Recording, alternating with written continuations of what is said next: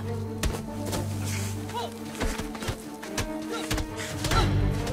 ano nangyari dito, eh? Nangyari dito. Pare, ano nangyari dito? Sabi yata ito, eh.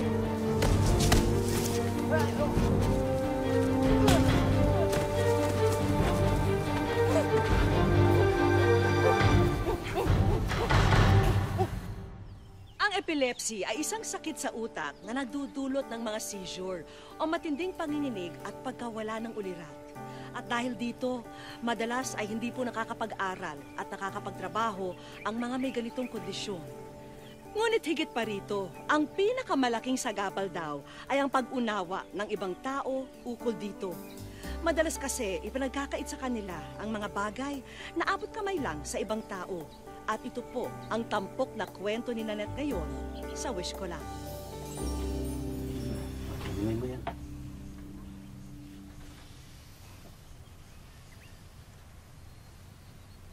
Ano nangyari? Shh! Anak, nasa bahay ka na. Wala na yung mga walang hiyang harang sa'yo. Nanay, paano po ako nakauwi? Tinulungan ka ni Robin. Kilala mo siya, di ba? Siya yung ampon ni Tita Nelia mo. Sinaklolohan ka na. Pagkatapos, kinarga ka pa niya. Pasalamat ng kami dumating siya. Dahil kung hindi ko alam paano naisipin kung nangyari sa'yo eh. Maraming salamat. Wala yun.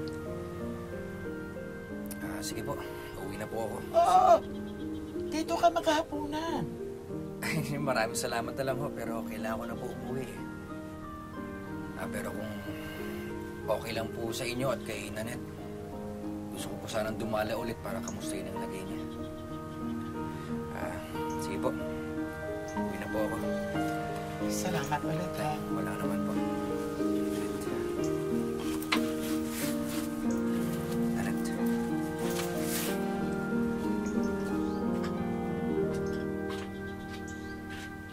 Mukhang may balak yung binata yun sa dalaga mo, sa anak natin.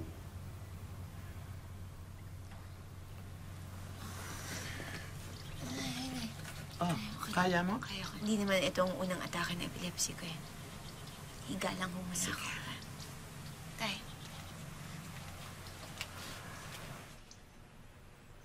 Huwag mo nga pinapaasa yung anak mo sa Aray ko naman. Yan, ha?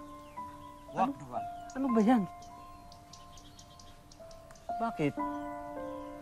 Mukha naman mabait yung bata, ah. At nararamdaman ko, gusto niya ang anak mo. Bakit? Nakalimutan mo? Epileptic ang anak natin. Sino papatulong sa kanya? Magtsatsaga, mag-aalaga, magsusustento sa gamot niya panghabang buhay. Di ba ganyan din yung dati mga manliligaw niya? Sumuko din sa bandang huli. Anong magagawa natin? Kung gusto manligaw ni Robin. Sa bagay, may utang na loob tayo sa kanya. Pero huwag mong pinapaasa yung anak mo, tandaan mo. Ayoko nang makikita pang umiiyak si Nanette. Ayoko nang makita pa siya umiiyak. Fred, eto matanong ko lang. Ikaw ba sigurado ka dyan sa gagawin mong ligawan si Nanette? Pare, gusto ko si Nanette. Tagal na. Pero ngayon lang ako nagkaroon ng lakas ng loob na aminin sa sarili ko. Natutuwa ako para sa'yo, pare. Pero sa akin lang, pag-isipan mo yung mabuti. Mahirap magkaroon ng asawa ko sakitin. Ano ba? Pero nairaraos naman ng lahat, hindi ba? Pare, nagtsatsaga ka kay Kumare dahil mahal mo siya, hindi ba? At saka isipin mo na lang, kung hindi ka nagtsatsaga, hindi sana wala itong inaanak kong to. Diba? Yan. Yan pang isang dapat mong i-consider. Hindi ba patagal mo ng planong magkapamilya? Magkaanak. Paano yan kung magkaanak ka ng epilepsy? Hindi mamahalin ko siya, kaya na pagmamahal ko sa nanay niya. Wala, suko na talaga ako. Basta ako, susuportahan na lang kita dyan sa plano mo. Right. Salamat. Itinuloy na nga ni Robin ang balak na manligaw kay Nanette sa kabila ng hindi pagsang-ayon ng halos lahat ng tao sa paligid niya.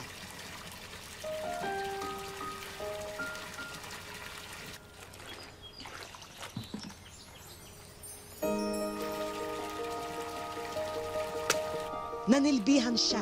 Ipinakita na seryoso siya sa dalaga, na handa siyang maghintay at magtiyaga.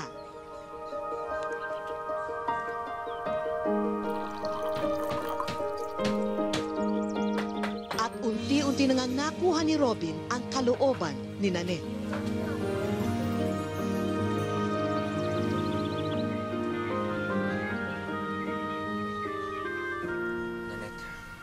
Simula nung makilala kita, wala na akong ibang hinangad kundi ang makasama ka.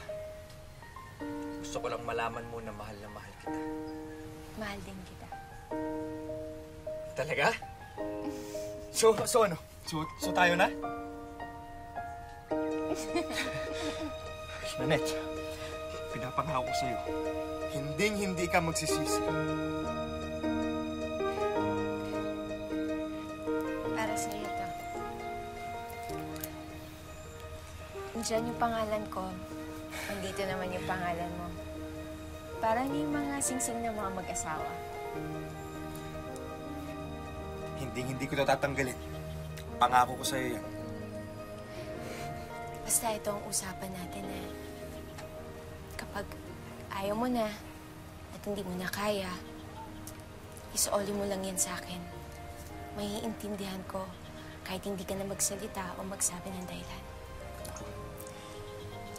Nanette, hindi darating ang araw na yun. Maniwala ka sa akin. Hindi nagtagal, ikinasal sina Robin at Nanette.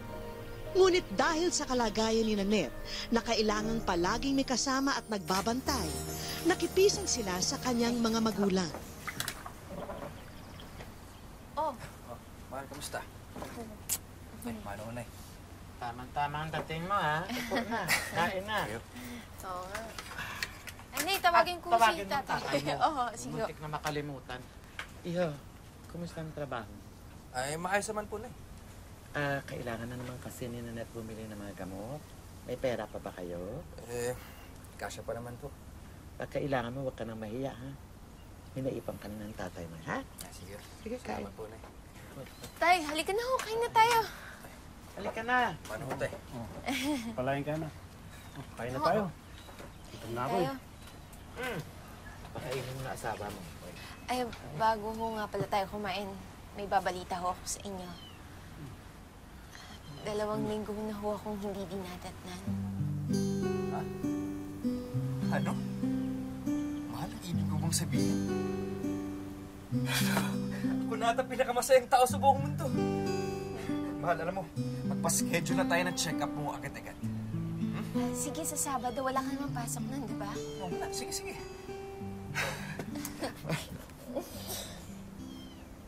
Teka. Bakit parang nanlalamig ka? Ninenervous ka ba o may sakit ka? Ha? Natatakot kasi ako eh. Na baka maging epileptic din yung mga anak natin. Mahal, usap na tayo dyan. Diba? Sabi ko, okay lang sa akin kahit anong mangyari. Eh, paano kung habang nanganganak ako, doon ako inatake? Eh, paano kung mapahamak yung mga anak natin? Mahal, alam mo, magandang balita na kayang dala mo eh, kaya huwag ka na mag-isip ng mga ganyan. Anak, tandaan mo nandito lang kami ng tatay mo sumusuporta sa'yo, ha?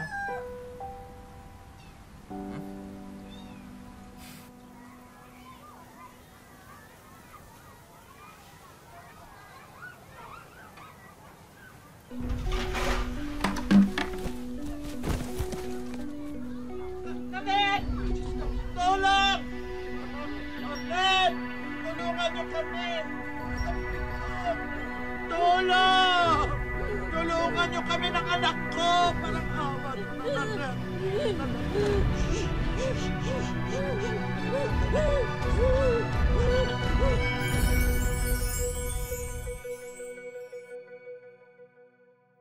Wish ko lang Mahal, ano nangyari?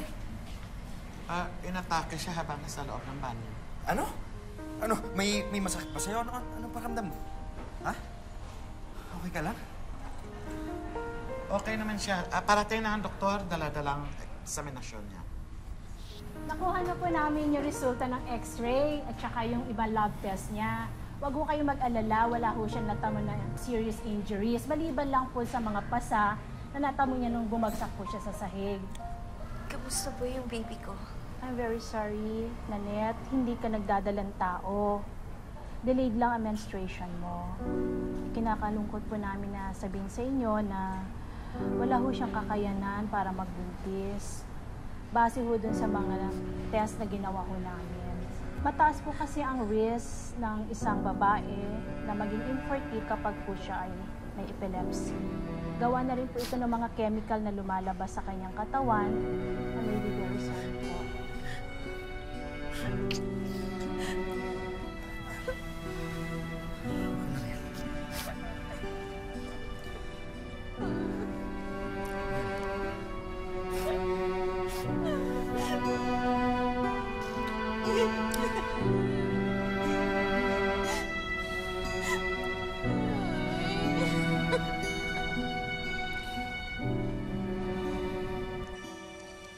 Pinag-iisipan ko nga kung sasama na ako dun sa tinatanggal sa kumpanya eh. Pwede naman ako bumalik sa pagsasaka. Ano sa tingin mo, pare? Hoy, pare! Ano? Pambihira to. Kanina pa ako sasalita dito. Wala pa na nakikinig sa akin. Sensya na, pare. May iniisip lang ako. Ano ba kasi iniisip mo? Yung aksidente ni Kumare? Oo. Yun nga, ang dami kasing kailangan bayaran. Sinabi ko na sa'yo yun dati. Mahirap magkasawa ng sakitin. Pero hindi ka nakinig eh. Oka! Sa'yo nga muna tong bata. Nangunguli doon sa kusina eh. Taka dito. Ikaw muna ha.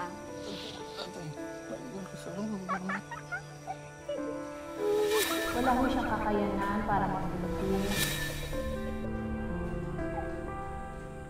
Pare, okay ka lang? Hindi, pare. Tagal ko nang gusto magkaanak.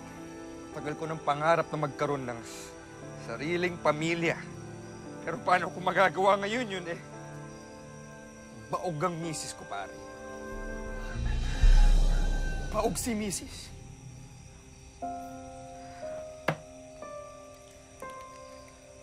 Pare, si Kumare lang ang baog, hindi ikaw.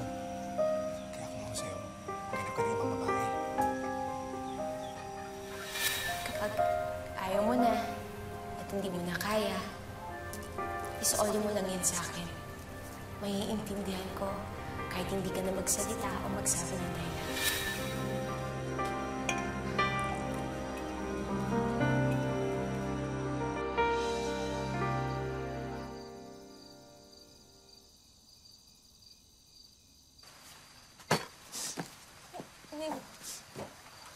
Ba't ngayon ko lang? Ay, sorry, mahal. Galing ako kay, kay paring Oka. Alam mo na. Inantay kita para sabay tayo magkapunan. Hindi, dapat nauna ka na. Hindi ako kakain. Yan na, tutulog na ako. Good night.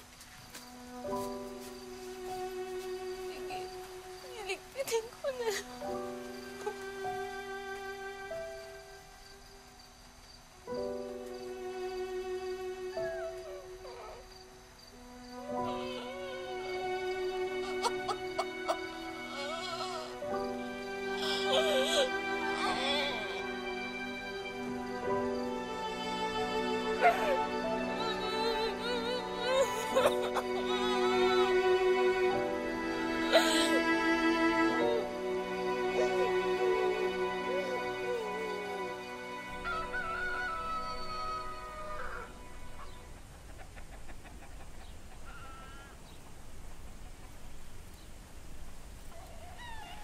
Mahal.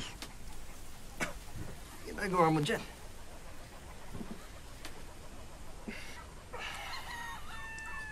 Mahal, Mahal mo pa nga ba ako, Robin? Anong klaseng tanong yan? Alam mo, kapag umiwas ang tao sa tanong na oo at hindi lang ang sagot, ibig sabihin mas malamang ang hindi niya sagot. Hindi mo na kailangan magpaliwanag. Naiintindihan kita. Wala kang sariling pamilya buong buhay mo. Kaya importante sa'yo magkaroon ng sariling pamilya at ng anak na galing talaga sa'yo. Kaya pinapalaya na kita. Malaya ka na maghanap ng babae na makakapagbigay sa'yo ng anak na pinapangarap mo. Tandaan mo yung usapan natin. Hindi mo na kailangan magpaliwanag. Iwan mo na lang yung ibinigay ko sa'yo.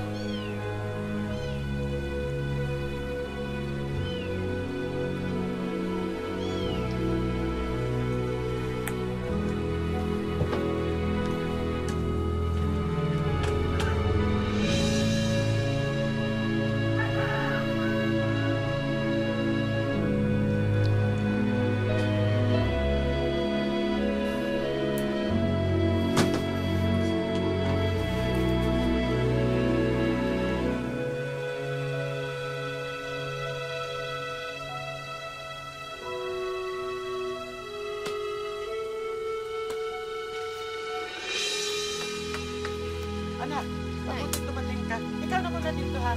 Magbabanyo na ako. Sige po. Sandali lang.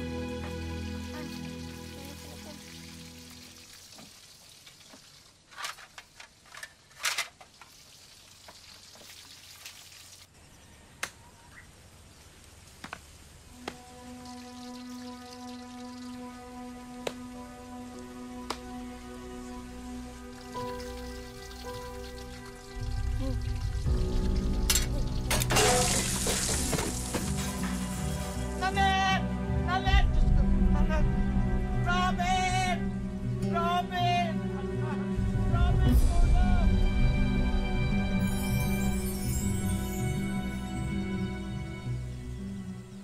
Wish ko lang.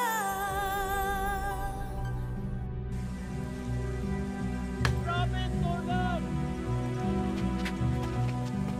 Robin! Robin, tulong! Robin!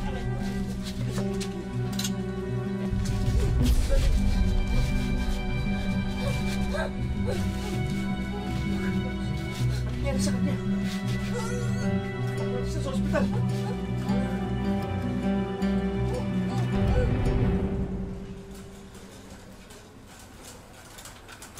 Ay, ito yung pamilya ni Nanay. Dok, Dok, kamusta na po asawa ko? Stable na po ang lagay niya. Wala nang panganib sa kanya sa ngayon. Pero matindi po ang sunog ng balat niya sa uka at sa balikat. Pwede na po siyang puntahan sa kwarto niya. Sige po. Bakit ba nangyayari sa atin to? Sumusuko ka na? Di ba alam mo may sakit ang anak ko nung nililigawan mo siya? Napaging pasanay mo siya habang buhay? At ano? Nangako kang hindi ka magbabago? Namamahalin mo siya?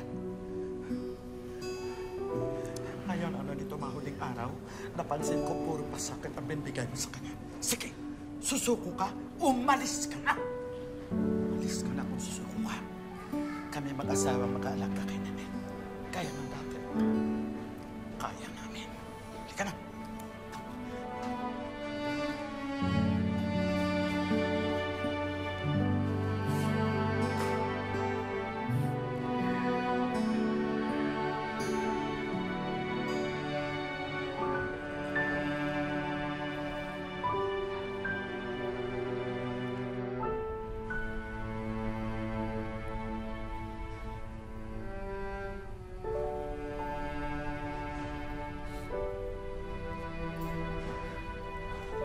Mahal, patawarin mo ko.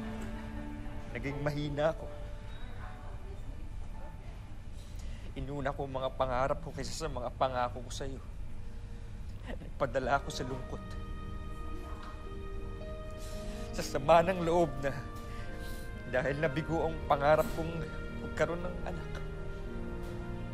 inuna ko ang mga pangarap ko kaysa sa mga pangako ko sa'yo. Hindi ko inisip ang kaligayahan na nabibigay mo sa akin.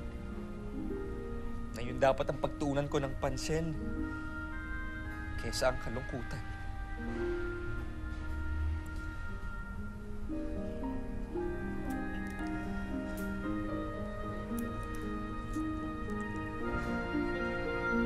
Mahal, hindi ako sumusuko. Hindi ako susuko. Dito lang ako para sa'yo.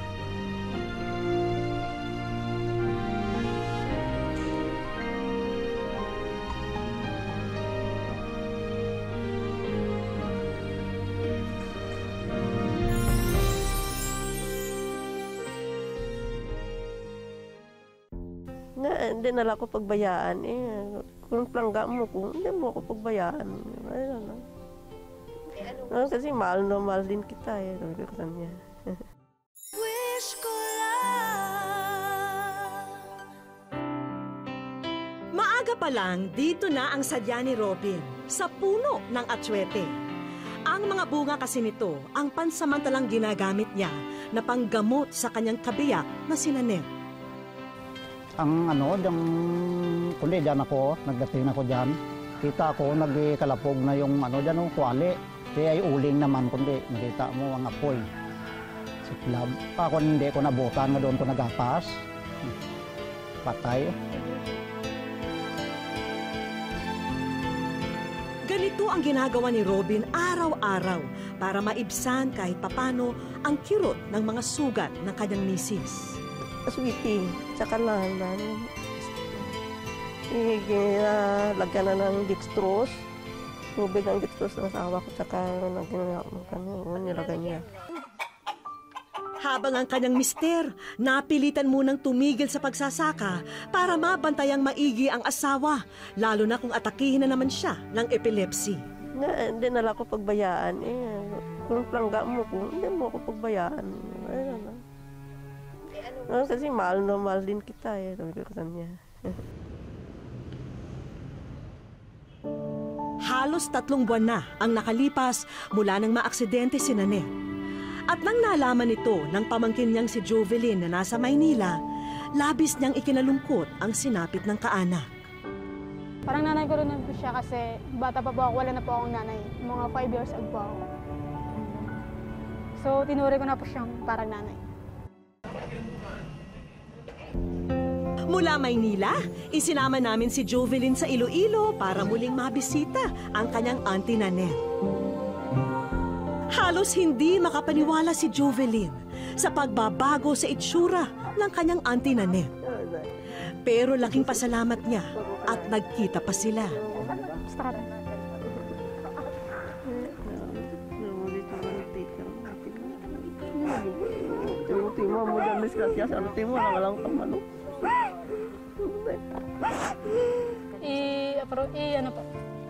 Ako na bala sa paggamot niya. Sa mga gamot. Salamat sa nakatulong ka sa kung nakakain ko. Ako binay ko ng gamot. Ikaw tumutulong na kasi wala na akong pambili ng gamot ko Agad kaming tumulak sa ospital para masuri ang mga sugat at paso ni Nanette. Ano nangyari sa mukha mo? Kung inaugasan na kuhaan ka, adextrose. Tapos, ang mga ginahugas ko yun. Tapos, ang stevitis, ang mga nabasa naman siya. Ang dextrose ang nabasa sa stevitis. Nalo naman ako pag-ikumusul na pag-iamlit sa ko. Actually, yun ang super traditional na ginagawa nila. Just to make yung sugat na maging tuyo. Yun ang ginagawa nila. I really don't know what is the scientific explanation behind it, but by observation, I think na na-develop na ganun ang ginagawa ever since pa sa mga nakakatanda natin. So, yun. So, the primary objective of that astuete is just to make the skin dry. Yun lang. Good afternoon, may hapon, Nay. Oo. Ako si Dr. Cormeliosa, no? Ako ang neurologist na gintawag malantaw sa imo, no? Usually, dapat yung mga taong may epilepsy, usually, at least may mga kasama sila sa bahay and may mga certain activities talaga na kailangan guarded sila. For example, yung nagluluto. Habang nasa ospital si Nanette, abala naman si Jovelyn kasamang ilan pa naming kagrupo sa pag-aayos ng sorpresa. Bandagdag po sa inalagaan yung manok para may mga kasama na. Sana po makatulong sa inyo.